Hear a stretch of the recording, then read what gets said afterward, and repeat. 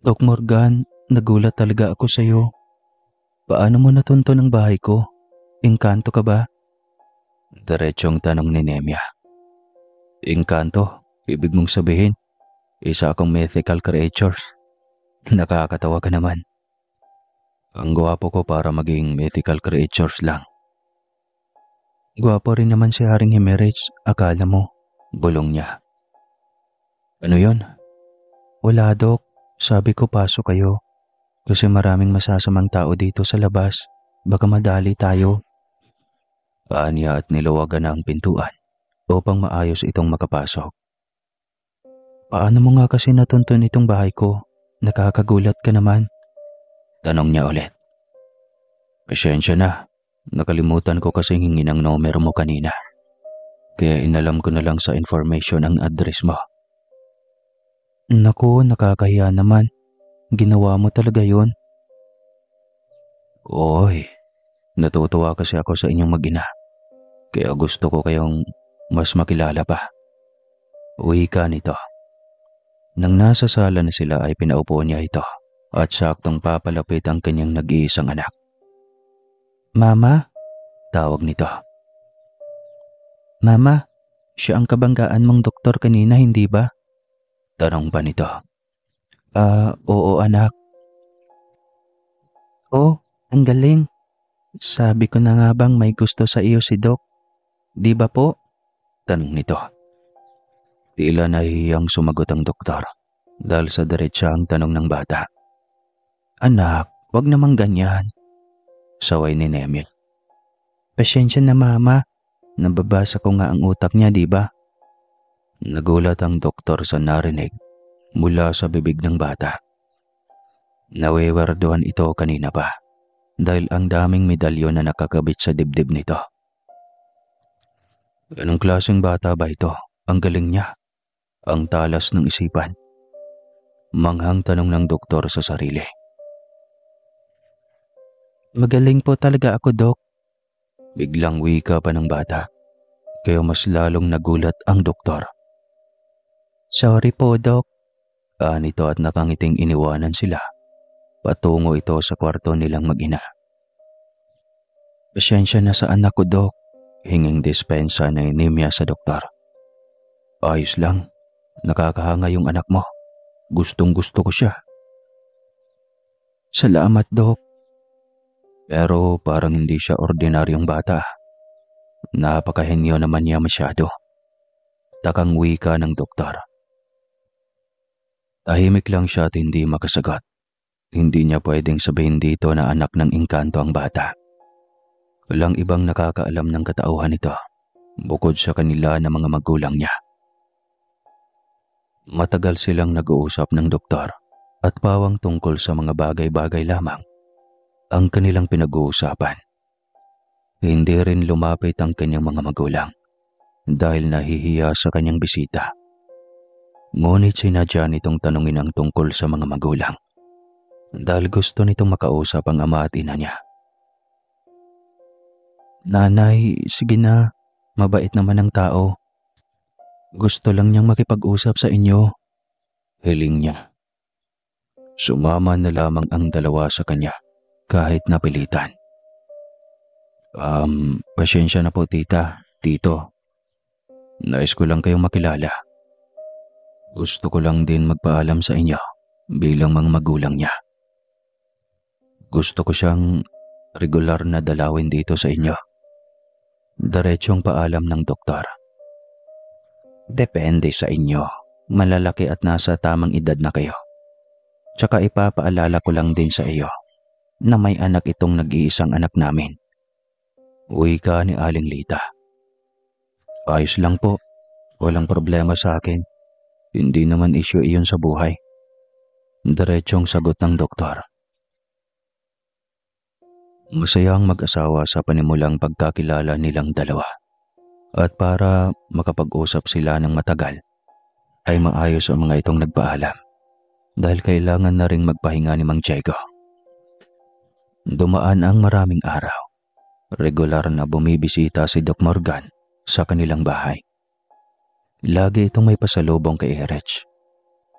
Wala ring isyo ang bata dito dahil ramdam nito na maganda ang intensyon ng binata sa ina at alam nitong mali siya ng doktor na manliligaw.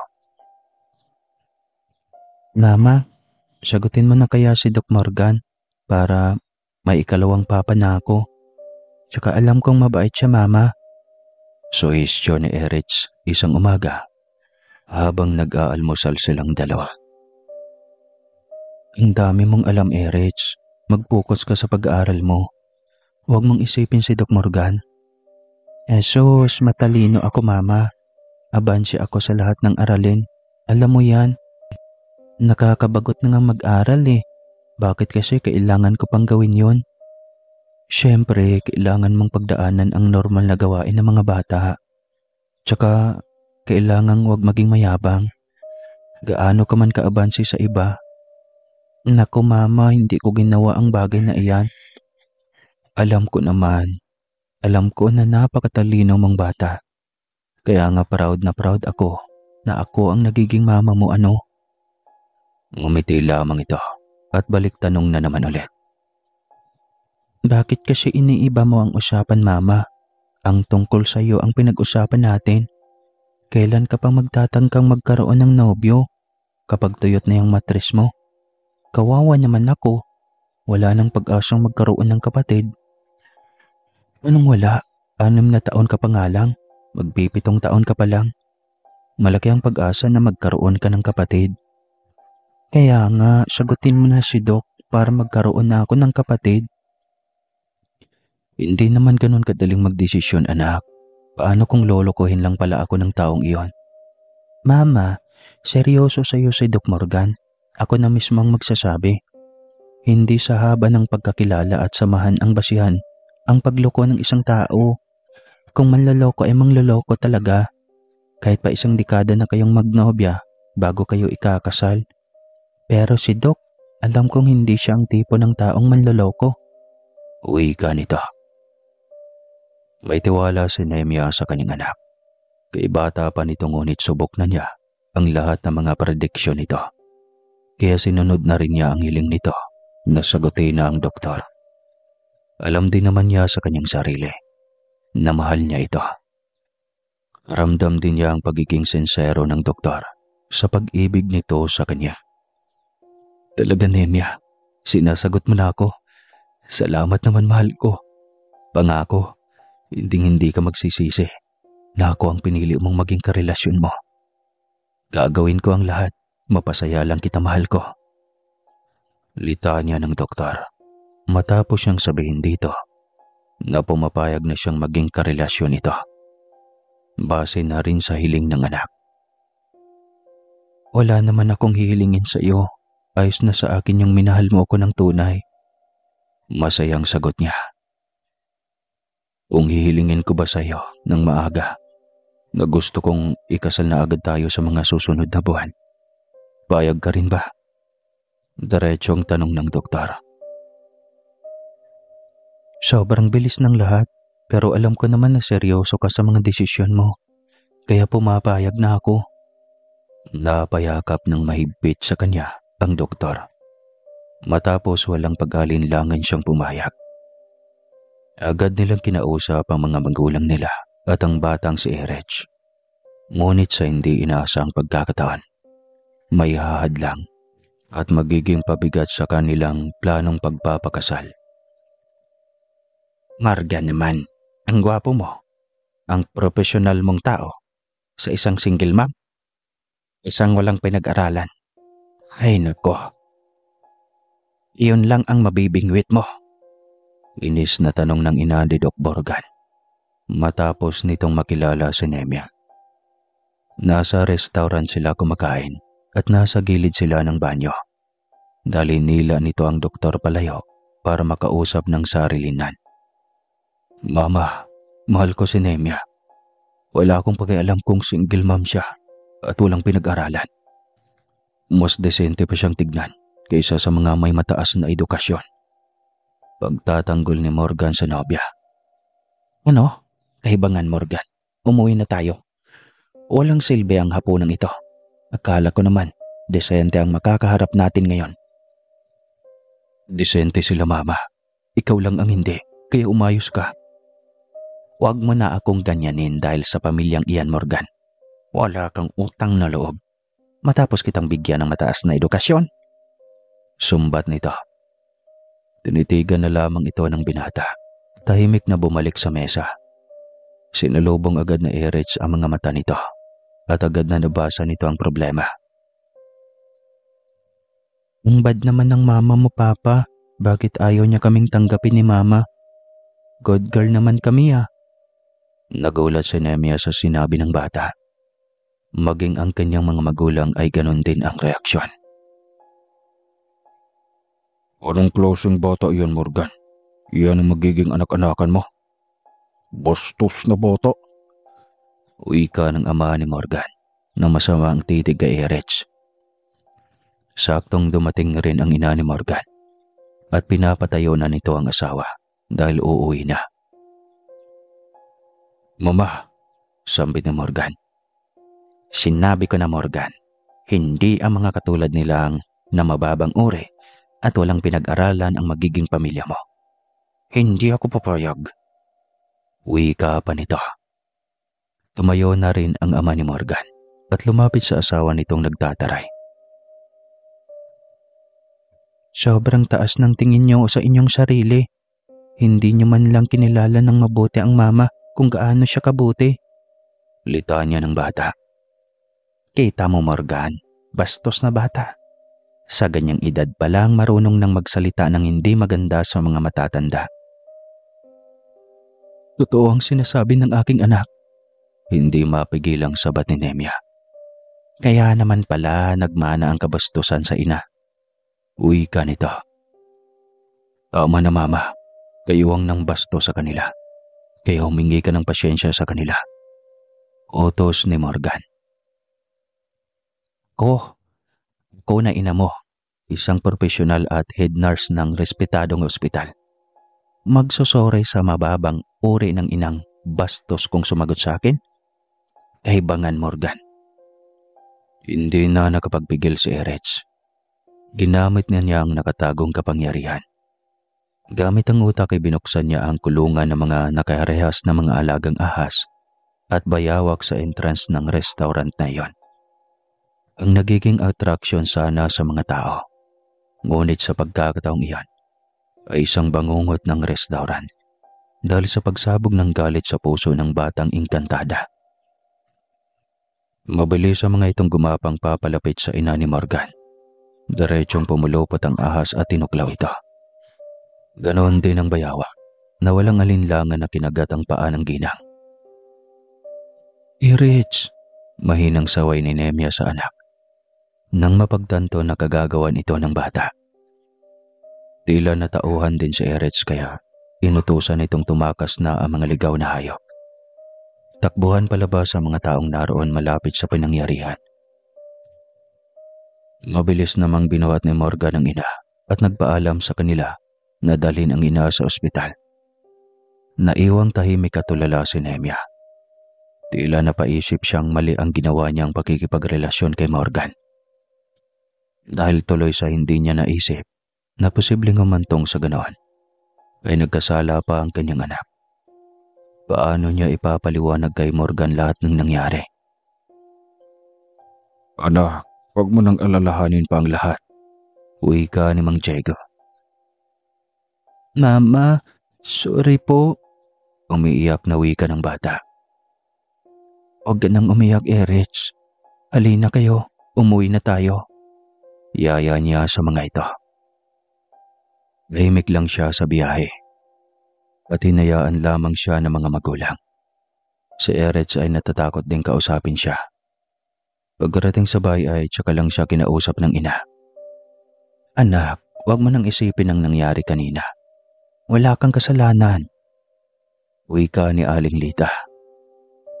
Mama, patawad po. Hindi ko napigilan ng aking sarili. Ang sama ng ugali ng matandang iyon. Mapang-alipusta, hindi ko siya gusto. Wika ng bata. Ikaw ang may gawa ng bagay na yun, apo? Tanong ni Aling Lita. Opo, Lola. Parang maiiyak na sagot ng bata. Hindi na imik si Aling Lita. Alam nitong anak ng engkanto ang apo, ngunit hindi pumasok sa isip nito na kayang gawin iyon ng apo. Ayaw ko lang naman na maliit ang mama Lola, kaya ako nagawa yon ay upang tumigil na siya. Tigilan na niya ang mama. Nilapitan ito ng matanda at kinausap ng maayos. Naiintindihan ko naman na hindi maganda ang pagpapahiyang ginawa ng babae yon sa ina mo, Reg. Pero sa susunod, huwag kang gumanti. Lalo na kung ganon kalala. Masama iyon, apo ha. May tagalikha tayo na siyang dapat na magpaparusa sa mga taong nagkasala sa atin. Naintindihan mo ba yun, apo? Ayaw ko pong intindihin, Lola. Bakit kailangan pang hintayin? Kung kaya ko naman, ayaw kong may kahit sino ang manakit o mangalipusta, isa man sa inyo. Kinalabutan ng matanda sa sagot ng apo. Sa edad nitong 6 na taon, ay matigas na itong naninindigan sa sarili nito. Nilapitan ito ni Nehemia para kausapin ng maayos at ipaintindi dito ang batas ng tao. Kaya nangako itong hindi na uulitin pa ang ginawa nito. Ilang sandali pang lumipas ay kasama na ni Mang Diego si Doc Morgan. Nahihiyang tumingin dito si Erich. Pasensya na kayo sa naging ugali ng mama kanina. Alam ko naman talaga na noon pa na ganun ang mama. Ang buong akala ko ay kaya niyang itago ang ugaling iyon. Hindi ko inasahang harap-harapan niya yung ipakita sa inyo. Nahihiyang sambit nito. Sorry po, Papa Morgan, sambit ni Erich. Bakit ka nagsusore? Takang tanong ng binata. Kasalanan ko kung bakit nangyari iyon sa mama mo. Kasalanan mo? Opo. Halos maiyak ng wika ng bata. Tinawanan nito ni Morgan. Anak, wala kang naging kasalanan. Meron, Papa. Inutusan ko ang ahas at bayawak na iganti ang mama dahil masama ang mga sinasabi niya sa mama ko. Litanya ng bata.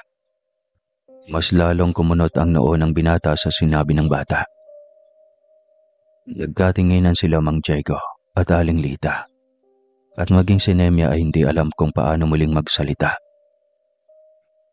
Ano bang sinasabi ng batang ito? Inaantok ka na yata, anak. Matulog ka na kaya? Utos ni Morgan dito. Totoo, Morgan. Buong tapang na wika ni Nehemia. Napalingon sa kanyang binata at napatanong. Kayang-kaya iyong gawin ni Erich. Katunayan ay higit pa doon ang kaya niyang gawin. Kwento niya. Pero paano? Takang tanong ng doktor. Anak siya ng mga hari ng engkanto. May dugong engkanto si Erich. At hindi ordinaryong engkanto lang. Dahil makapangyarihan sila. Nagulat at napatitig si Doc Morgan sa bata. Hindi ito makapaniwala sa narinig. Kung tignan ng pisikal na anyo ni Erich, ay isa lang itong bibo at matalinong paslet na matakaw sa lahat ng pagkain. Hindi ito mahilig sa mga material na bagay. Tanging pagkain lang ang kaligayahan nito. Hindi ko na uulitin pa, Papa. Pasensya na kung di ko napigilan ang aking sarili. Wika nito. Hindi alam ni Morgan kung ano ang magiging reaksyon. Kung matatakot ba siya dito o magagalit. Nababasa ko po ang nasa utak mo, Papa. Huwag ka pong matakot sa akin. Hindi ako ang tipo na gagawa ng masama. Gayong napakabuti mo sa akin. Tsaka, gaya ng pinangako ko, hindi ko na po uulitin ang bagay na iyon. Ngumiti si Morgan dito. Nilapitan at hinawakan ang nakakagigil nitong uso. Alam mo, anak, hindi ko magawang magalit sa iyo. Tsaka alam kong na-trigger ka lang dahil sa naging asal ng aking ina. Naintindihan ko at ako nang hingi ng pasensya para sa mga magulang ko. Isa lang ang desisyon ko ngayon. Tuloy ang kasal kahit wala si mama at papa. Hindi na ako bata. 38 na ako. Kaya ko nang magpakasal ng walang consent nila. Hindi nila ako masisisi kung nagdesisyon ako sa sarili ko. Narespeto ko naman sila, ngunit hindi nila narespeto ang pamilya ng babaeng pinili at minahal ko. Mahabang litanya nito. Ayokong maging dahilan ng hindi niyo pagkakasundo niyong mag-iina at mag-ama, Morgan.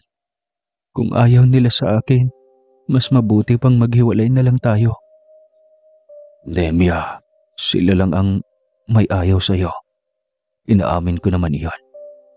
Kaya wag mo naman akong idamay. Mahal kita, alam mo yon. Maghihirap ako ng sobra kung mawawala ka pa sa akin. Kita ang kabiguan sa mukha ng binata nang sabihin iyon ni Nemya. Ngunit ayaw na niyang bawiin pa ang kanyang sinabi. Para na rin sa pamilya nito. Hindi niya makayanang maging masaya sa piling ng lalaking itinakwil ng mga magulang. Dahil lang mas pinili siyang maging kasama nito sa habang buhay. Hindi ganoon ang pangarap niyang buhay. Nemya, parang awa mo na. Pagmamakaawa pa nito. Patawarin mo ako, Morgan. Buo na ang aking pasya. Bumalik ka na sa mga magulang mo. Utang na loob. Pakiusap niya at pumasok na ito sa kwarto. Hila ang anak na palingon-lingon sa binatang nakakaawa. Dahil sa miserable nitong ekspresyon ng mukha. Matagal bago nila narinig ang pag-alis ng kotse nito. Nasaktan din si Nemya. Ngunit pinipilit niyang maging matapang.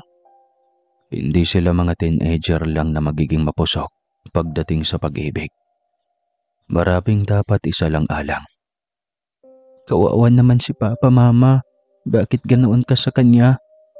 Malungkot na tanong ni Erech. Anak, mahalaga ang pamilya. Walang silbi ang pagsasama namin kung walang basbas mula sa kanyang mga magulang. Mas mabuti ng ganito. Pero mahal na mahal ka po ni Papa, Morgan. Alam ko, pero hindi ito tungkol sa pagmamahalan lamang ng dalawang tao. Maintindihan mo rin ang lahat, anak. Anya. May itatanong pa sana itong muli, ngunit pinilit na lamang niya itong matulog. Nang gabing iyon ay mailap sa kanya ang antok. Lalo na at masakit ang kanyang loob. Nakokonsyensya rin siya sa nobyo. Ngunit kailangan niyang panindigan ang desisyon. Ayaw niyang sumama sa lalaking mahal niya na walang basbas mula sa mga magulang nito. Kinabukasan, tinanghali siya ng gising. Tahimik ang kanyang mga magulang sa sala habang nanonood ng telebisyon. Naroon rin ang kanyang anak. Wari niya ay balita ang pinapanood ng mga ito. Habang papalapit ay tinawag niya ang bata. Kumain ka na ba, Erech? Ngunit pagkarinig ng mga ito ng kanyang boses, ay biglang in-off ang TV. Tahimik at walang may nagsalita, kaya napakunot ang kanyang noo. Nang makalapit na siya sa mga ito, ay tinitigan niya ang mga magulang, na tila ba kabado at may itinatagong lihim. Tuloy niyo na lang ang panonood, Nay, Tay. Anong problema? Sasagot na sana si Erech. Ngunit biglang tinakpan ni Aling Lita ang bibig nito. Mamaya na kami manonood, anak. Kumain ka na lang doon.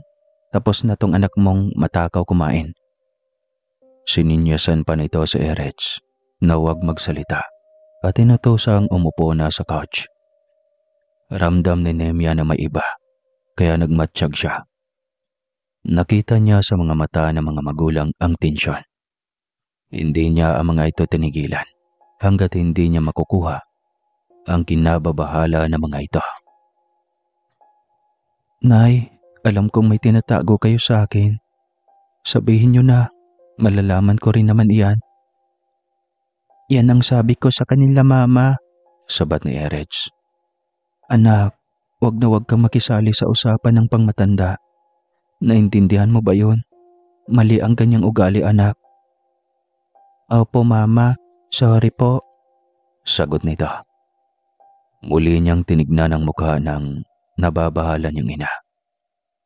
Tinitigan niya ito, ngunit ayaw nitong makipagtitigan sa kanya. Nay, sabihin niyo na sa akin.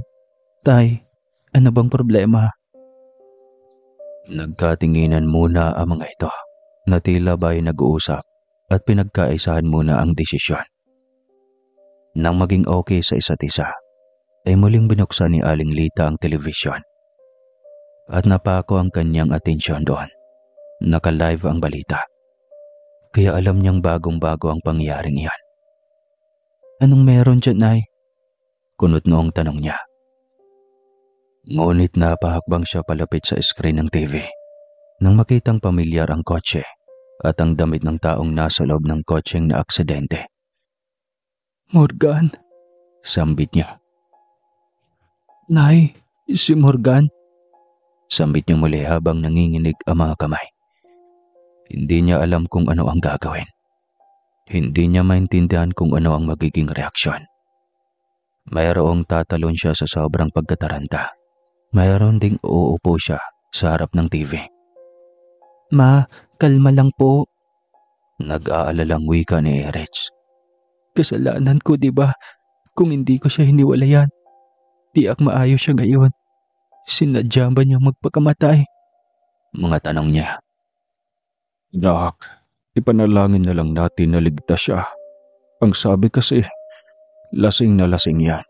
Inumaga sa bar, ngunit nagawa pa rin magmaneho. Marahil ay nakatulog. Wika ni Mang Diego. Huwag mong sisihin ang sarili mo, anak. May sarili siyang utak. Sabat rin ni Aling Lita. Nang marinig niya kung saang ospital ito dadalhin, ay agad niya iyong pinuntahan. Manong, bilisan niyo pa po. Utos niya sa driver. Ma'am, mabilis na po ito. Baka mapunta na tayo sa impyerno kung bibilisan ko pa po. Tumahimik na lamang siya at naghintay na marating ang nasabing ospital. Panayang panalangin niya na sana maayos lang ang lagay ni Morgan. Nang marating niya ang nasabing ospital, ay bawal din niyang makita si Morgan dahil nasa operating room ito. Mahigit isang oras na ito doon dahil sobrang sama ng lagay nito. Ayon sa information, inuusig siya lalo ng kanyang konsyensya. Hindi niya mapapatawad ang sarili kung may masamang mangyari sa kanyang nobyo. Nakatayo lang siya sa harap ng operating room. Parot-pareto nang dumating ang ama ni Morgan. Anong ginagawa mo dito? Tanong nito. Tito. Umalis ka na. Halimaw ka. Tito, kailangan kong malaman na maayos ang lagay ni Morgan. Umalis ka na sabi. Unang asawa ko. Ngayon naman si Morgan mismo. Kampon kayo ng dilim. Asik nito. Hindi totoo yan. Huwag mo po kaming husgahan. Huwag husgahan? Paano mo maipapaliwanag ang pag-atake ng ahas at bayawak sa asawa ko? Kayo lang ang kasagutan niya, hindi ba? Tingin mo ba, may pagkakaila mo lahat yon? Hindi siya makapagsalita.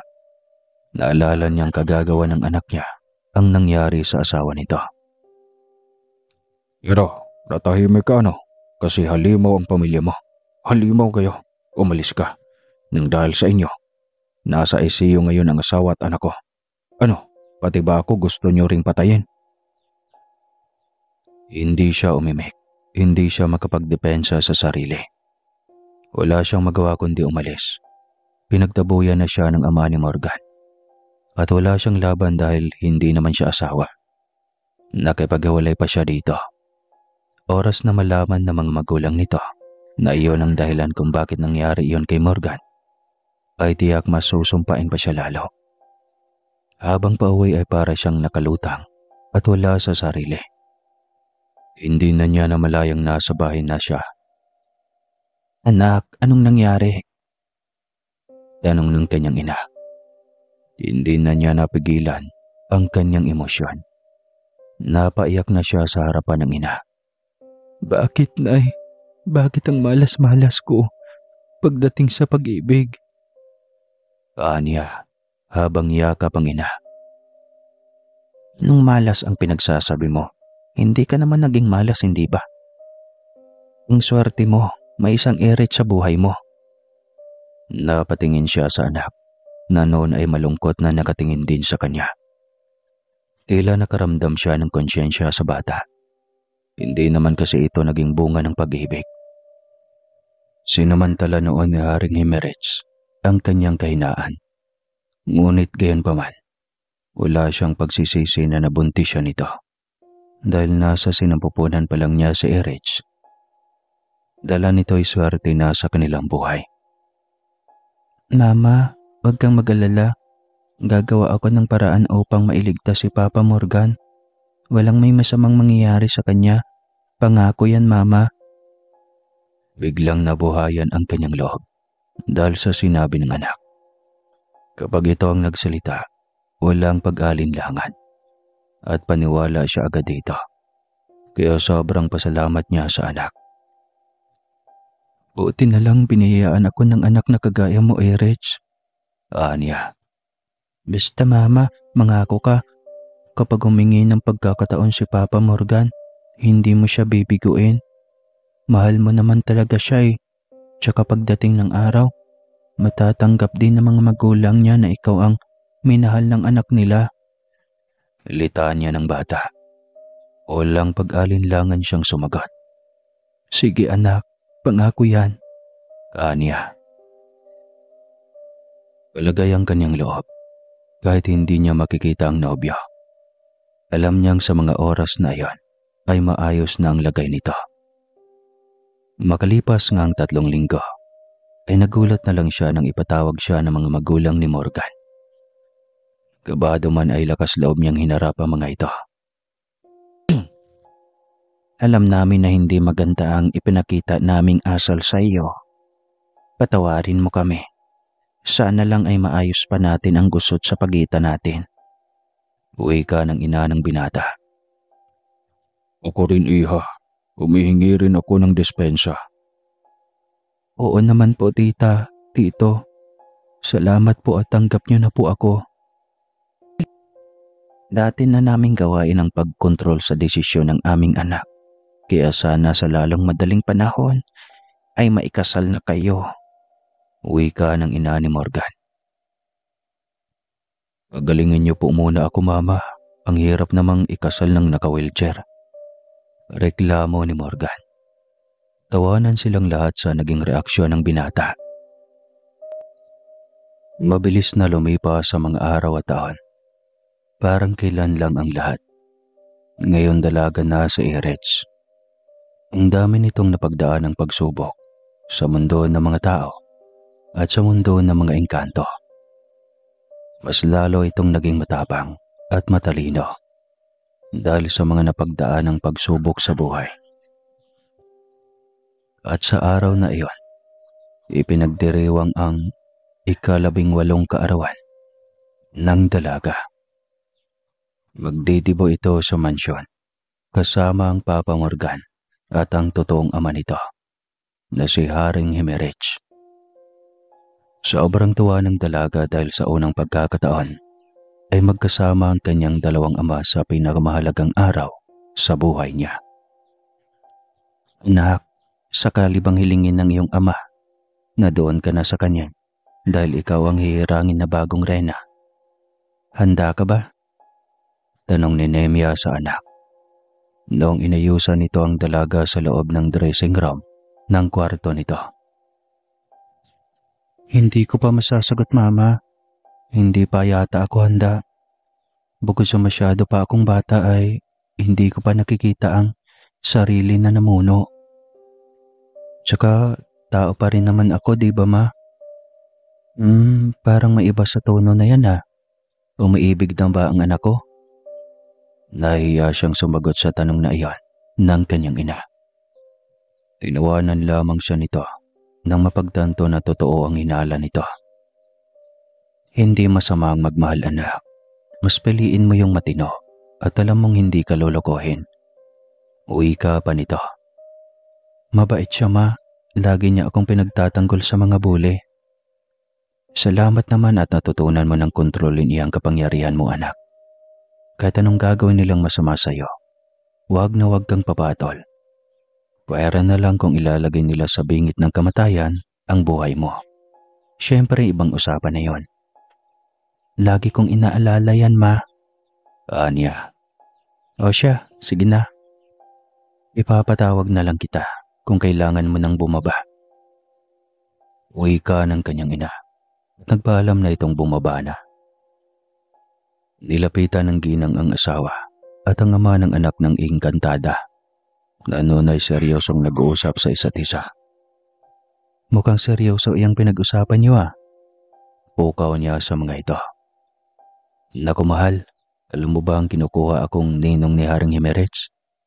Binyag ng kanyang anak na lalaki sa susunod na mga araw. Susunduin niya raw tayo. Masayang wika ni Doc Morgan. Nako, talaga ba? Sige, sama rin ako. Namimiss ko na ang napakagandang tanawin doon. Alam mo bang kay linis at kayaman ng lugar? Para kang nasa paraiso. Kapag ka napuntahan mo ang lugar na iyon, kwento ba ni Nimya? Interesado tuloy akong mapuntahan ang nasabing lugar. Masayang wika ni Doc Morgan. Nabaling ang kanilang atensyon ng magsalita ang MC sa dibo ni Erech. Sakto ring may dumating na kotse na pumarada sa harapan ng gate. Bumaba ang isang lalaki na nakasuot ng itim na tuxedo. Itim na pants at kulay pulang korbata. Katulad ng kulay ng gown sa suot ni Erech. Mabilis itong pumasok at agad naman itong sinalubong ni Aling Lita. Nagtaka si Nemya dahil hindi niya ito kilala. Ngunit batay sa kilos ng kanyang ina, ay kilalang kilala nito ang panauhin. Papalapit ito sa kanila kasama ni Aling Lita. Nemya, ito si Oliver. Siya ang magiging escort ngayon ni Erech. Ganoon ba? Ay tamang-tama. Pababa na ng hagdan ng anak ko. Salubungin mo na. Mamaya na tayo mag-usap. Uwi ka ni Nemya, kaya magalang itong nagpaalam at lumapit sa baba ng hagdan habang eskortan ang dalaga patungo sa upuan nito. Napakatamis ng ngiti ng dalaga nang makasalubong ang binata. Dismayado naman si Ginang Nemya dahil hindi man lang nagawang ipakilala ni Erech ang binata sa kanila na mga magulang niya. Sobrang saya ng dalaga dahil kompleto ang mahalagang tao sa pinakamahalagang araw ng kanyang buhay. Salamat Mama, Papa. Sa kabila ng pagiging abala niyo ay nagawa niyo pa rin akong bigyan ng atensyon. Aniya sa mga ito. Niyakap niya ang mga ito na sobrang saya para sa kanya. Salamat din Amang Hari. Hindi ko akalaing ilalantad mong sarili para lang saksiyan ang araw na ito ng aking buhay. Aniya pa sa kanyang amang engkanto. Siyempre naman anak, ikaw ang unang nagpamulat sa akin kung gaano kaimportante ang isang responsibilidad at tungkulin. Sagot nito. Biglang napatitig siya sa ama, kaya nagtaka ito. Bakit? Ang tanong nito. Kasi Ama, sinabi mo ang tungkol sa responsibilidad. Paano kung hindi pa ako handang harapin ang responsibilidad sa kaharian ng mga engkanto? Dahil ba yan sa binatang escort mo? Siya ba ang nagpapatibok ng iyong puso? Tanong ng hari. Mukhang tama ka Haring Jimerez. Kita naman sa mga mata ng ating anak ang kislap ng salubungin siya ng binata. Wika ni Nemya. Hayaan niyo na, masarap magmahal. Kaya hindi natin dapat na bawalan ang damdamin ng ating anak. Sabat naman ni Doc Morgan. Pero tiyak ka bang nakilala mo na ng gusto ang lalaking iyan? Baka mamaya maging dahilan lang yan para makagawa ka ng hindi tama. Baka hindi mo makontrol ang sarili mo at magamit mo ang kapangyarihan mo na hindi dapat gamitin laban sa mga mortal. Wala silang laban, alalahanin mo lagi yan. Bili ng ama. Mabait si Oliver Papa, Mama, Amang Hari. Kakaiba siya sa ibang mga lalaki. Pagtatanggol niya. Sinabi mo yan ha, basta kung ano ang problema sabihin mo lang. Huwag kang magtago ng sekreto sa amin. Mga magulang mo kami. Lagi mong isipin na sa oras na mga problema, wala kang karamay kundi pamilya. Paalala sa kanya ng ina. Opo mama, lagi ko po iyang alalahanin. Teka lang po, tatawagin ko lang si Oliver para ipakilala sa inyo. Sige anak, iharap mo sa amin ang mag-isa namin yan. Biro ni Doc Morgan. Papa naman kaya takot akong iharap sa inyo Biro lang naman anak, dalhin mo na dito sa mesa namin dali na. Utos ni Nemya. Nailing siyang nilapitan ng binata na noon ay abalang nakikipag-usap sa kanilang mga kaklase. Oliver, pwede ba kitang maistorbo saglit? Anya rito. Sure, sagot nito. At agad nagpaalam sa mga kaibigan. Hinawakan niya ito sa kamay at inilapit sa kanyang mga magulang. Malayo pa lang ay sa kanila na nakatingin ang mga ito. Para tuloy nagpapaligsahan ang mga daga sa kanyang dibdib. Ang gwapo nak, nakangiting wika ng ina. Papalapit pa lang sila sa mga ito. Mama, anya na tila ba nahihiya. Bakit? Nakangiting tanong ng ina. Si mama talaga. O nga pala mama, papa, ama. Ito si Oliver, kaibigan ko. Pakilala niya sa mga ito. Kaibigan? Gulat na tanong ni Nemya. Kala ko ba manliligaw? Tanong pa nito. Mama naman, kaibigan lang kami ni Oliver. Hindi siya nanliligaw. Depensa niya. Pero kung ayos lang sana ay magpapaalam sana ako sa inyo kung pwede ko bang ligawan si Erich. Buong loob na paalam ni Oliver. Kayo naman pala. Oo naman. Basta ba seryoso, sincero. Totoo at tapat iyang sinasabi mong panliligaw sa anak namin. Baka mamaya malalaman na lang namin. 5 pala sila ang nililigawan mo. Wika ni Haring Himerich. Hindi po, seryoso po ako kay Erich. Mabuti kung ganoon. Wika ni Doc Morgan. Napakaswerte naman ni Erich. Dala-dalawa ang ama, samantalang ako. Wala nang ang ina, wala pang ama. Malungkot na wika ng binata. Wala kang mga magulang? Gulat na tanong ni Doc Morgan. Wala po. Sa orphanage po ako nagkamalay. Kaso tumakas po ako dahil maraming batang lagi na lang akong binubuli. Minsan sinasaktan pa. Sa edad na 10, natuto akong mamuhay mag-isa. Iyon nga lang, at kung saang gilid ng gusali ako natutulog noon. Hanggang sa nakahanap ako ng regular na trabaho sa edad na 15. Naging kargador ako ng pier.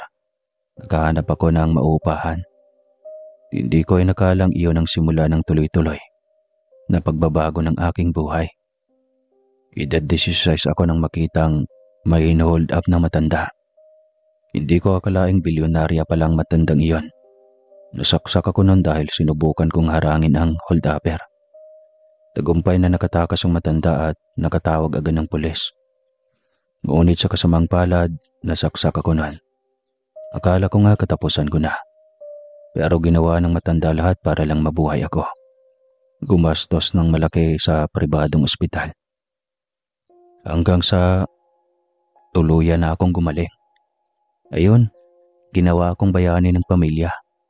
Bigla na lang akong naging mayaman nang hindi ko inaasahan. Dahil sa trauma ng pamilya, nag-migrate sila sa ibang bansa. Pinamana sa akin ang malaking bahay at kotse at iniwanan ng malaking halaga ng pera. Mahabang kwento ng binata. Napakagaling. Ang ganda naman ng takbo ng buhay mo. Pero paano?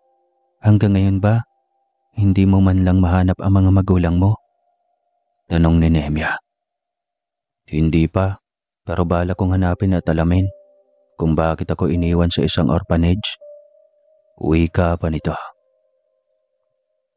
Sa totoo lang, 24 na po ako ngayon. Kaya nga eh, ang iba 20 pa lang magtatapos na sa kursong ininyero. Samantalang ako magtatapos pa lang. Dagdag pa rin ito. Walang nakakahiya sa ganyan. Ang mahalaga nagtagumpay ka. At sana magtagumpay ka rin sa paghanap ng iyong mga magulang. Uwi ka ni Doc Morgan dito. Salamat po. Ngiting sagot ng binata. Hindi mapalagay si Morgan habang tinititigan ng binata. May nakikitang kakaiba dito ang doktor. Ngunit binaliwalaan na lamang nito iyon. Naging tuloy-tuloy ang panliligaw ng binata kay Erich. Ngunit wala itong kalam-alam sa tunay na katauhan ng dalaga. Abala rin si Oliver na hanapin ang ina na siyang nag-abandona at nag-iwan sa kanya sa kamay ng mga madre. Isang kwintas ang siyang maging susi upang mahanap niya ang ina. Isang gabi, habang nasa bahay siya nila ni Erich, nakalimutan niyang sinusuot pala niya ang gintong kwintas na ayon sa madre ay sinadyang iwanan ng ina para matukoy ang kanyang pagkakakilanlan pagdating ng araw. Habang nag-uusap sila sa sala ni Erich at ang binata, ay dumating si Doc Morgan at doon din ang direksyon nito. Ang mama at ang dalawang kapatid mo ba nakauwi na, Erich? Tanong nito habang naguhubad ng tuxedo nito. Hindi pa naman, Papa. Malamang nag-iikot pa ang mga iyon sa mall. Sagot ng dalaga. Balak ng doktor na sunduin ang mag-iina nito nang mamataan nito ang leeg ni Oliver. Pamilyar sa akin ang kwintas mo, Oliver. Wala sa sariling wika nito. Po? Gulat na tanong ng binata. Biglang nabuhayan ito ng loob. Oo, pero siguro katawan lang. Marami naman kasing magkakahawig na alahas ngayon. Sagot ng doktor kaya biglang naglaglagan na naman ang mga balikat nito. Akala ni Oliver ay masasagot na ng kwintas ang matagal na nitong pangarap na makilala ang mga magulang. Malalim na ang gabi nang magpaalam si Oliver sa dalaga na uuwi na. Medyo natagalan sila sa pag-uusap ng kung ano-anong bagay dahil Sabado naman kinabukasan niyon. Habang nagmamaneho ng kotse ang binata, ay hindi nito napansin ang babaeng biglang tumawid. Sa korbadahan din ng daan.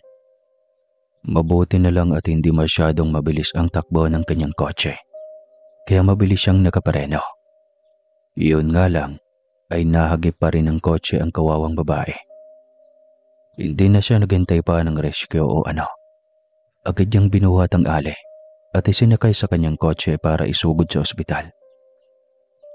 Nag-aalala siya at baka kung ano ang mangyari dito. Hindi siya patutulogin ng kanyang konsyensya. Wala man lang siyang makontak na mga kaanak ng ginang. Hindi niya alam ang pagkakakilanlan nito. Mabuti na lang at makalipas ang ilang oras, ay ibinalita ng doktor na maayos ang lagay ng pasyente. At wala itong may natamong malalang sugat at kung ano pa. Pwede mo siyang puntahan sa loob para makausap. Utos pa ng doktor. Nagpasalamat siya dito bago pumasok sa nasabing kwarto ng pasyente na kanyang nabangga kanina. Doon lang niya ito natitigan ng gusto ang ale. Mga nasa 40 pataas na ang edad nito, sa tansya lang niya. Agad niya itong nilapitan para kausapin. Manang, pasensya na talaga. Hindi kita napansin kanina. Hinging dispensa niya sa ale. Kasalanan ko rin naman. Nagmamadali rin kasi akong umuwi. Sino ba ang pamilya mo na pwedeng tawagan? Wala akong pamilya. Patay na ang mga magulang na inaalagaan ko. Mag-isa na lang ako sa buhay. Ang kasama ko lang sa bahay ay ang alaga kong aso. Tiyak na hinihintay na ako ng alaga kong iyon Naku po, bakit hindi kayo nag-asawa? Biglang rumestro ang lungkot sa mukha nito. Tila naintindihan iyon ni Oliver, kaya humingi siya dito ng paumanhin. Ayos lang, masakit lang talagang maalala. Wika pa nito. Bakit po? Hindi ko na kasi mahanap ang anak ko. Garalgal na wika nito. Binalikan ko siya sa mga madre pagkatapos ng isang dekada na iniwan ko siya doon. Gusto kong bumawi sa anak ko pero wala na siya. Ang sabi ng mga madre sa akin ay lumayas daw. Mas lalong naging miserable ang buhay ko simula noon. Sana nilakasan ko na lang ang aking loob noon na buhayin ang aking anak sa kabila ng hirap ng aking dinanas, sa kabila ng panghusga at sa kabila ng napakaraming kabiguan. Umiiyak na kwento ng Ali. Hindi makaimik si Oliver. Tumatambol ang kanyang dibdib at hindi niya maintindihan. Siyensya ka na. Masyado yata akong naging madaldal. Nito. Humugot siya ng isang malalim na buntong hininga at tinanong kung ano ang pangalan ng batang iniwan nito sa mga madre. Umiyak ito at napahawak sa dibdib habang nakatitig sa puting kisame. Oliver. Siya si Oliver. Ang napakagwapong bata. Ngunit tinalikuran ng irresponsableng ama ang responsibilidad. Mas pinili ang pangarap kaysa itaguyod ang binuong anak. Kinamumuhian ko ang taong iyon. Galit at umiiyak na wika ng Ali. Mas lalong nasorpresa sa Oliver sa narinig. Matagal na niya itong hinahanap kung saan-saan siya nagtatanong. Iyon pala ay sa ganitong paraan niya makilala ang kanyang ina. Hindi man lang niya napaghandaan. Hindi niya alam kung paano mag-react. Unti-unti niyang inilabas ang kwintas na nasa kanyang leeg. Nakita iyon ng Ali at doon rin napako ang atensyon nito. Napatitig ito ng matagal sa kwintas bago nagsalita. Sa iyo ba ang kwintas na iyan? Tanong nito.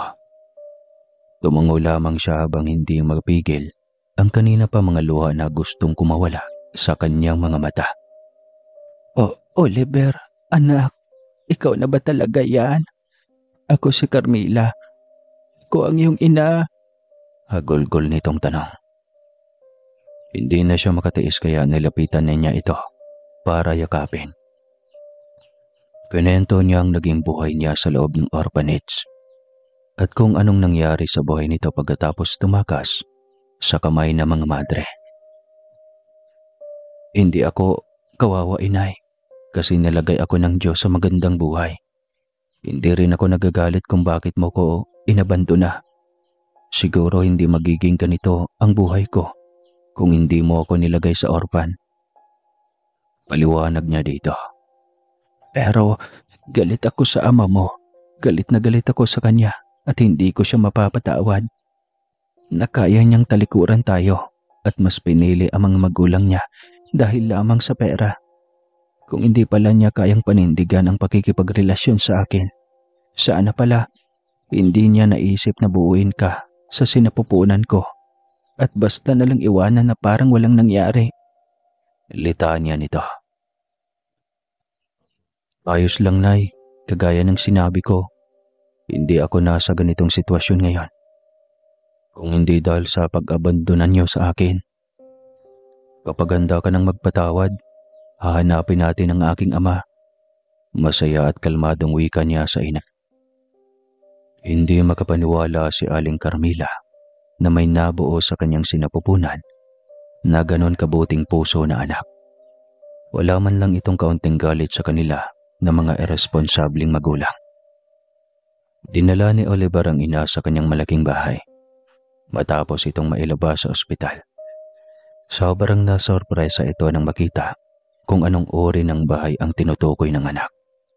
Hindi lang ito bastang matawag na bahay dahil isa itong malaking mansyon.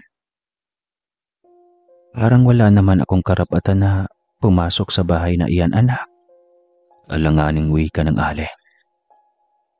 Inay, huwag mo nang isipin ang mga nakaraan.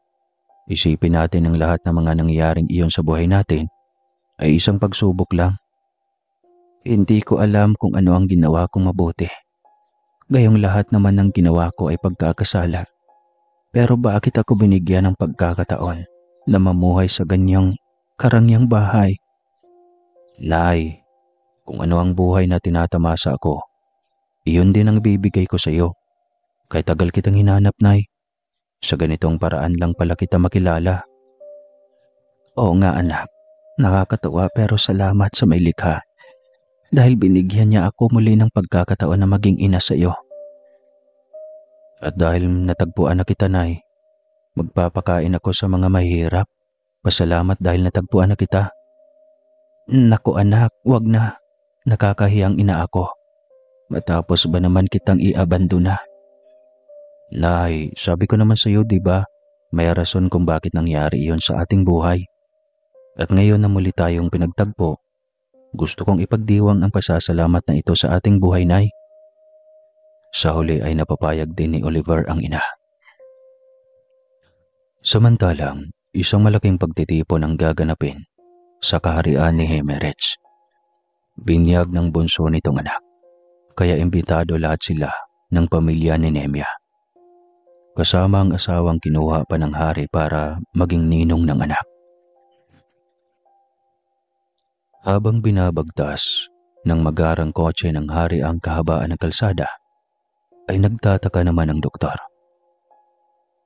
Bakit sa harap natin ang ganda ng mga tanawin?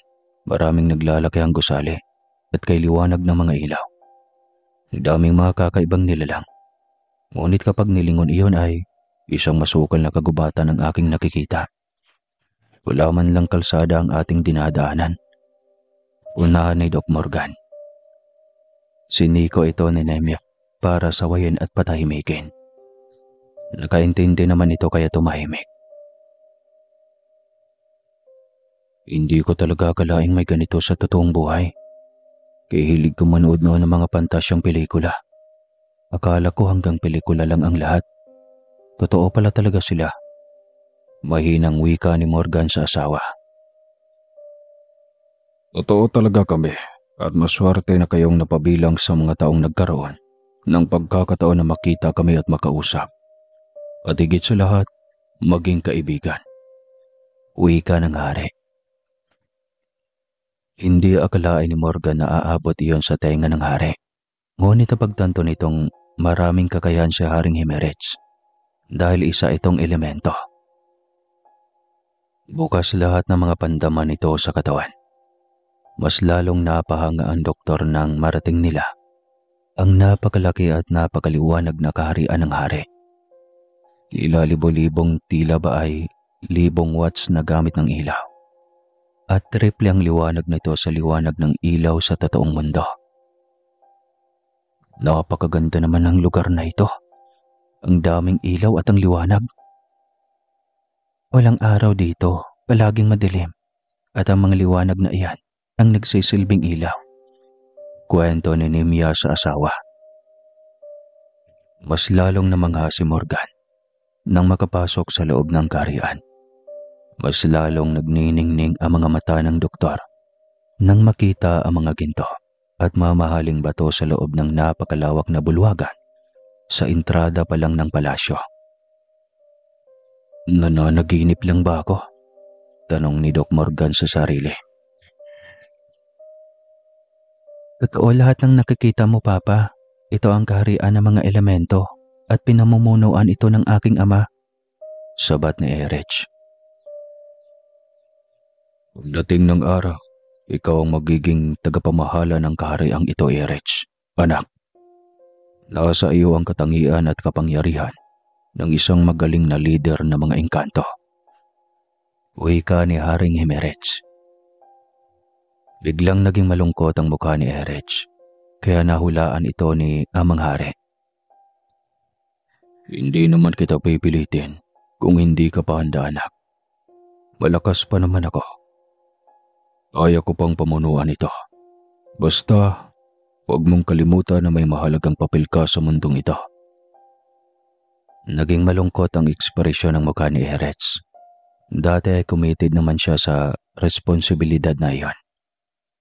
Subalit, simula nung makilala niya si Oliver, ay tila nag-aalangan na siyang tanggapin ang papel na iyon. Alang-alang sa kanyang pag-ibig. Napagtanto niyang mahirap ang kanyang kinakaharap na buhay. Mahirap na may dalawa siyang katauhan. Ang puso niya ay umiibig sa mortal. Ngunit ang responsibilidad at katauhan naman niya ay para sa mga lahing engkanto ng kanyang ama. Alam ko ang iniisip mo, anak. Huwag mo na lang masyadong dibdibin. Maisa sa ayos din ang lahat, kagaya sa mundo niyo. Walang problema na hindi mahahanapan ng solusyon. Wika ng ama niya. Ngumiti na lamang siya at huminga ng malalim. Aasahan niya ang solusyon na iyon. Ilang sandali pa ay sinalubong na sila ng bagong reyna. Napakaganda nito at kay bata pa ng itsura. Ito ay ang anak ng kabisirang kaharian na nakilala ito ng kanyang ama. Nung minsang naliligaw ito sa pamamasyal sa isang kagubatan na sakop ng kaharian ng kanyang ama. Makikita sa mukha nito ang pagiging mabait at katunayan ay siya agad ang unang sinalubong nito. Ikaw pala ang sinasabi ng iyong ama na anak niya sa mortal. Kay gandang talaga mo nga naman. Ang bait din. Natutuwang bati nito. Nako, salamat po. Ako po si Erets. Ito ang aking ina at ama. Nako, at napakaswerte ng aking ama na nakatagpo ng napakabait na kagaya mo. O ang wika niya rito. Ngumiti naman ito ng sobrang tamis sa kanila. Ikaw ang unang prinsesa ng kahariang ito, Erets. Wika pa nito. Aking reyna, nasaan ang dalawang bata? Tanong ni Haring Hemerets. Balak nitong ipakilala sa kanila ang kanyang mga kapatid. Nako, binihisan ng kanilang tagabantay. Mamaya lang ay nariyan na sila. Hali kayo. Handa na ang piging para sa kainan. Wika ng reyna. At iginaya na sila nito sa isang silid. Isang napakalaking gate na yari sa tanso ang bumukas nang nasa harapan na sila nito. Nalula ang mga mata nilang lahat nang makita ang napakalawak na bulwagan ng piging. Oro puti at asul na sariwang mga bulaklak ang nakahanay ng maayos sa taas at sa baba. Nakahilera iyon sa bawat pasilyong madadaanan. Maging ang mga gamit na kubyertos at mga plato ay yari sa ginto. Nagniningning sa linis ang mga kopeta at basong yari sa kristal.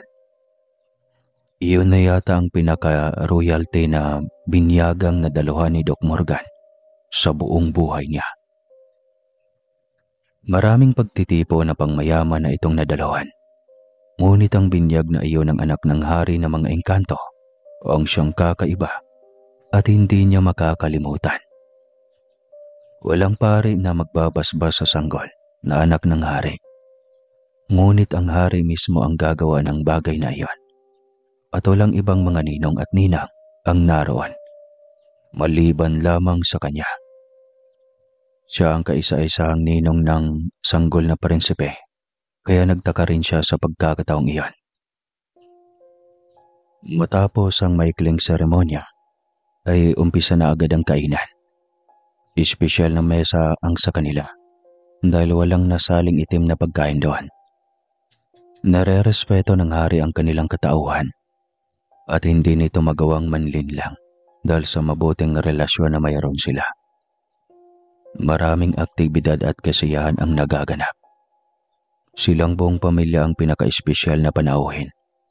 Kaya ilang mga taga-silbi rin ang nakapaligid sa kanila at maya-maya ay nagtatanong kung ano ang kailangan nila.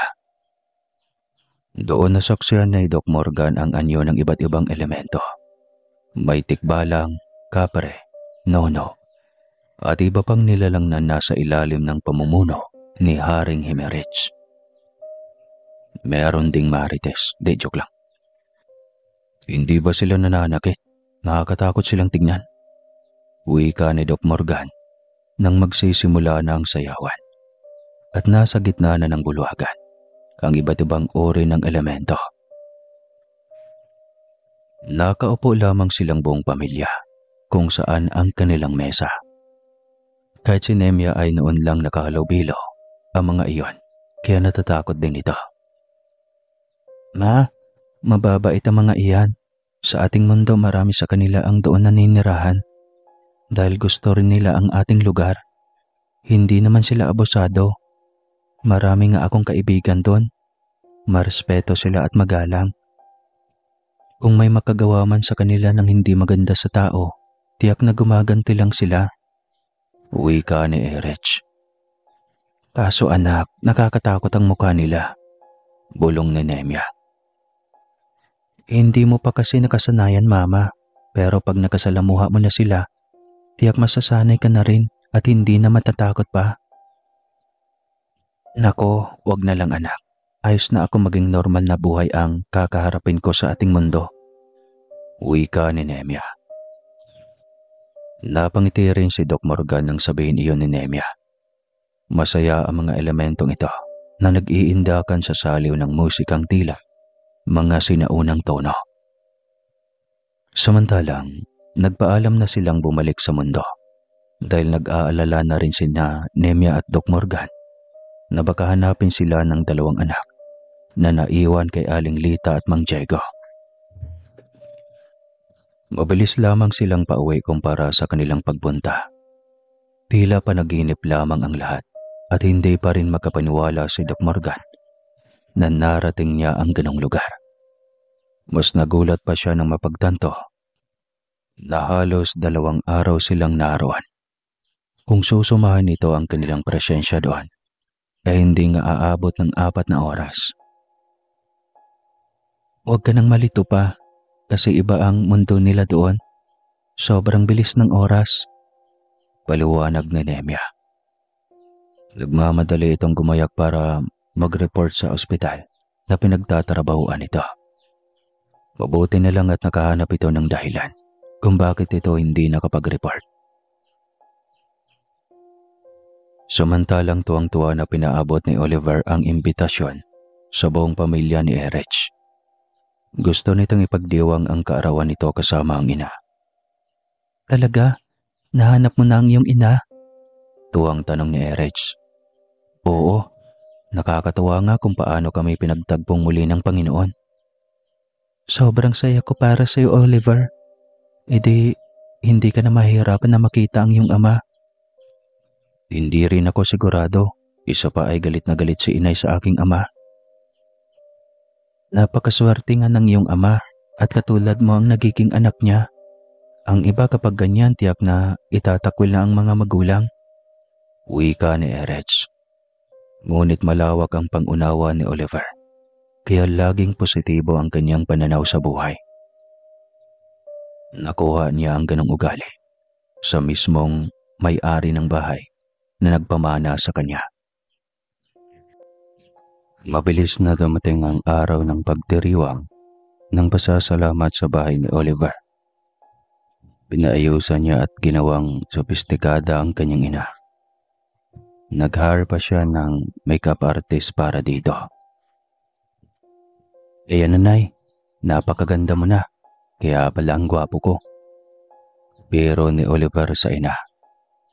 Noong bata ka, kamukhang kamukha kita anak. Ngunit habang lumalaki ka, ay unti-unting naging kombinasyon namin ng iyong ama, ang iyong itsura. Wika ni Aling Carmila. Kung ganon, gwapo rin ang tatay. Umiti lang si Aling Carmila. Ayaw niya niyang alalahanin pa ang tungkol sa ama nito. Masakit ang nangyari dito, ngunit pasalamat pa rin si Aling Carmila na may isang Oliver na naiwan ito sa kanyang buhay. Makalipas ang ilang sandali ay unti-unti nang nagsidatingan ang mga kaibigan ni Oliver. Kukonti lang naman ang mga ito dahil piling-pili lamang ang kanyang mga kaibigan. Ang pinakamahalagang bisita lang naman niya ay ang pamilya ng magiging nobya niyang si Erich. Nangako ito na sasagutin siya oras na makapagtapos ito ng pagiging arkitekto. Siya rin ay 2 buwan na lang at magtatapos na sa pagiging inhinyero. Pabala siya sa pagharap ng kanyang mga bisita at ilang sandali pa ay dumating na ang kotse ni Doc Morgan, lola ng buong pamilya, kasama si Erich. Agad itong sinalubong ni Oliver at dinala sa espesyal na mesa para sa kanila. Hindi pa ba kami huli? Tanong ni Doc Morgan. Magsisimula pa lang po, Doc Morgan. Kakaakyat lang ng MC sa entablado. Mabuti naman. Iniintay pa kasi nila ako galing sa duty.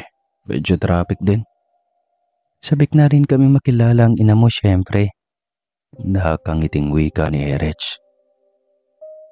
Makilala mo na siya mamaya, sagot ni Oliver. Saktong nagsalita na ang MC, kaya pinasundo na ni Oliver sa kanyang katulong ang kanyang ina. Para rin makaharap na nito ang pamilya ng magiging nobya niya. Pagkabukas ng pinto ay doon agad ang kanilang tingin na pako. Si Doc Morgan ay hindi makagawang kumurap habang nakatitig sa ina ni Oliver. Samantalang si Carmela ay nasa kay Erich rin ang atensyon. Ito palang magiging asawa mo, anak. Kay gandang dalaga naman talaga. Parang Diyosa sa ganda. Pori nito. Hello po, tita. Ikaw rin po ah. Napakaganda niyo po ng sobra, sagot na Erich habang salubong ang ale para magmano. Matapos nitong kausapin si Erich ay diretso ang tingin nito sa ina at ama ng dalaga. Bigla itong naging estatwa nang dumako ang tingin sa ama ng dalaga. 2 dekada at kalahati. Ngunit hindi siya nakakalimot sa mukha nito. Ang mukhang ginawa siyang tanga. Morgan. Wala sa sariling sambit nito. Nagpalipat-lipat ang tingin ni Nemia at sa asawa nito.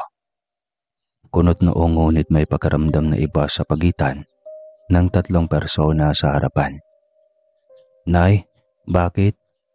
Tanong ni Oliver sa ina nang halos hindi na ito kumurap at naglalandasan ang mga mata sa luha nito. May problema po ba, Tita Carmela? Tanong ni Erich. Sandali lang, magpapaliwanag ako. Tarantang wika ni Doc Morgan. Papa? Kunot noong tanong ni Erich. Morgan, anong meron? Bakit magkakilala kayo? Tanong ni Nemia. Nay, kilala niyo po si Doc? Tanong rin ni Oliver sa ina. Paanong hindi, anak? Siya lang naman ang irresponsable mong ama na nang iwan sa atin. Galit na wika nito. Mas lalong nagkagulatan ang lahat. Maging si Morgan ay hindi inaasang anak nito si Oliver. Sandali, pag-usapan natin ito. Hindi ko alam ito. Wala akong alam. Paliwanag ni Morgan. Wala kang alam dahil iniwan mo kami. Pagkatapos mong mangako na ipaglaban ako, anong ginawa mo? Bigla ka na lang nawala. Iniwan mo kami ng anak mo sa ere. Hindi ko alam na buntis ka noong mga panahong iyon. Umiiyak na wika ni Morgan. Si Nemia ay hindi maiwasang uiyak sa lungkot at sakit na sinapit ng pareho niyang babae. At minsan ang naging single mom. Parang gusto niyang paghahampasin ng asawa sa harap ng karamihan. Si Erich ay hindi maipaliwanag ang sakit na naramdaman. Kung ganon pala ay kuya niya si Oliver at hindi sila pwede magkaroon ng relasyon. Buo siyang lumabas ng gate. Galit na galit dahil hindi nito matatanggap na magiging kapatid lang ang turing ng lalaking umibig sa kanya. Sinubukan siyang habulin ni Oliver, ngunit ayaw niya itong harapin. Hanggang sa narating niya ang bakanting lote na malayo sa kabahayan. Doon na siya sumigaw ng sobrang lakas. Habang itinataas ang 2 kamay, dahil doon ay bigla na lamang kumidlat ng buong lakas, kasabay ng biglang pagdilim ng langit. Kitang-kita iyon ni Oliver. Ngunit sa halip na matakot kay Erich, ay mas nilapitan pa niya iyon at niyakap. Bitawan mo ko, Kuya Oliver. Ang sakit. Hindi ko kayang tanggapin ito. Bakit tayo umabot sa ganito? Nagmahalan naman tayo, hindi ba? Oo naman. Mahal na mahal pa rin kita. Hindi magbabago iyon. Tsaka kahit naman anak ang turing sa iyo ni Doc Morgan, hindi ba't si Haring Jimenez pa rin naman ang tunay mong ama? Kaya walang may hadlang sa ating pagmamahalan. Paliwanag ni Oliver. Sigurado? Oo naman. Pero ano yung kanina? Tagang tanong ni Oliver. Bakit? Anong meron kanina? Yung kidlat, tsaka yung malakas na hangin. Paano mo sila nabuo? Pati ang pagdilim ng langit. Nakakapagtaka, Erich. Pasensya na. Nadala lang ako ng aking emosyon. Ibig sabihin, totoo, kaya mo silang kontrolin? Gulat na tanong ni Oliver. Nagpakawala siya ng maraming hangin. Hindi niya ginustong magalit. Ngunit dahil sa nangyari, ay hindi niya nakontrol ang sarili. At napag-isip-isip niyang marahil ay panahon na para ilabas ang katotohanan. Hindi pwedeng habang buhay niyang maitago ang katauhan. At hindi rin siya sigurado kung tanggap ba nito nang buo ang kanyang pagkatao. Erich, kausapin mo ko. Pasensya na. Siguro nga ay oras na para malaman mo ang lahat. Lahat? Anong ibig mong sabihin? Hindi ako ordinaryong tao lang, Oliver. Anak ako ng isang engkanto at hindi basta engkanto lang. Hari ng mga engkanto at ang kalahati ng aking buhay ay nakalaan para maglingkod sa kaharian ni Ama. Mahabang kwento niya. Ibig sabihin, iiwanan mo rin ako pagdating ng araw. Para saan pa pala na nagkakilala tayo ngayon? Tanong ng binata. Hindi niya masagot ang binata. Ayaw rin niyang mahiwalay dito. Ngunit paano ang tungkulin niya? Hindi siya pwedeng maging irresponsable. Erich, iiwanan mo rin pala ako pagdating ng araw. Ganun ba yun? Tanong muli ni Oliver. Tumungo siya at hindi mapigil ang mga luha sa pagpatak. Pati ito ay umiyak na rin. Daig pa niya ang may kanser na tinataningan na ang buhay. Sumuma ang loob ni Oliver kaya tumakbo ito palayo. Naiwan siyang mag-isa sa masukal na loting iyon. Naintindihan niya ito. Alam niyang masakit pa rin para rito pagdating ng araw na ang kanyang paglisan para sa kanyang tungkulin sa mundo ng mga engkanto. Pwede lang niyang talikuran ang responsibilidad na iyon. Nagpasya na lamang siyang umuwi. Bahala na ang mga magulang niyang lumutas na mga problema sa kanilang buhay. Alam niyang magkakaintindihan din ang mga ito. Nagkulong siya sa kanyang kwarto. Ayaw niya ng kausap. Samantalang hindi na tinapos ng kanyang ina ang okasyon at walang paalam itong umuwi. Hindi nito matanggap na may nilokong babae noon ang kanilang ama. Lumabas siya ng kwarto para kumuha ng tubig nang masalubong niya ito. Umuwi ka rin, Mama? Tanong niya dito. Galit ako sa papa mo. Ma, kausapin mo muna. Pakinggan ang paliwanag niya. Tiyak akong may matinding rason ng papa. Ewan ko, anak. Naguguluhan ako ngayon. Paano kung mahal pa niya ang babaeng iyon? Paano kung iiwanan niya tayo para sa mag-ina niya? Tingin ko naman hindi gagawin ng papa ang bagay na yan. Mahal na mahal ka niya. Kaya huwag mong saktan ang sarili mo. Dahil lang sa pag-iisip ng mga negatibong bagay. Anya. Narinig nila ang ugong ng sasakyan ni Doc Morgan. Ibig sabihin na hindi na rin ito dumalo sa pagtitipon. Pagkapasok nito sa bahay ay si Nemi agad ang nilapitan nito at niyakap. Lumayo ka sa akin, Morgan. Manloloko ka. Umiiyak na wika ni Nemia. Hayaan mo kung magpaliwanag asawa ko. Anong dapat mong ipaliwanag? Malinaw na inabanto na mo ang iyong mag-ina, Morgan. Sobrang bata ko pa ng mga oras na yon at unang-una, wala akong alam na buntis siya noong pinilit kaming pinaghiwalay ng aking ina noon. Natatakot akong hindi ko siya kayang buhayin dahil kakaumpisa ko palang mag-aral noon sa pagiging doktor. Paliwanag ni Morgan. Kunento nito lahat ng nangyari kung paano ito tinakot ng ina. Humingi ito ng tawad sa dating karelasyon. Ngunit hindi pa ito tuluyang napatawad ni Carmela. Si Oliver ay naintindihan nito ang ama. Makalipas ang ilang buwan ng panunuyo ni Morgan sa asawa, ay tuluyan na ring napatawad ito ni Nemia.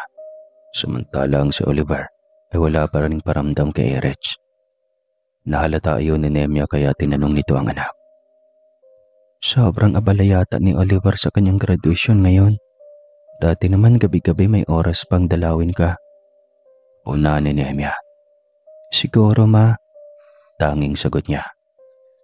Nahalata ni Nemia ang tamlay ng boses niya, kaya kinausap siya nito. Anak, labas kayo sa issue namin. Hindi naman kayo magkapatid kahit papa mo si Morgan. Kaya wag kang mabahala. Hindi kami tutol sakaling maging nobyo mo si Oliver. Paliwanag ni Nemia. Salamat mama. Kanya na malungkot pa rin. Kwento niya sa inang tungkol sa hindi nagustuhan ni Oliver at hindi pa ito nagpaparamdam higit 1 linggo na. Ngunit hindi pa sila tapos mag-usap nang biglang tumunog ang doorbell. Ilang sandali pa ay kasama na ng katulong palapit sa kanila si Oliver. Doon ay nagpaalam na si Nemia na pumasok sa loob. Naiwan silang dalawa sa sofa. Hinayaan ni Erich na si Oliver ang magsalita. Umiyak ito sa kanyang harapan at sinabing hindi siya nito matiis.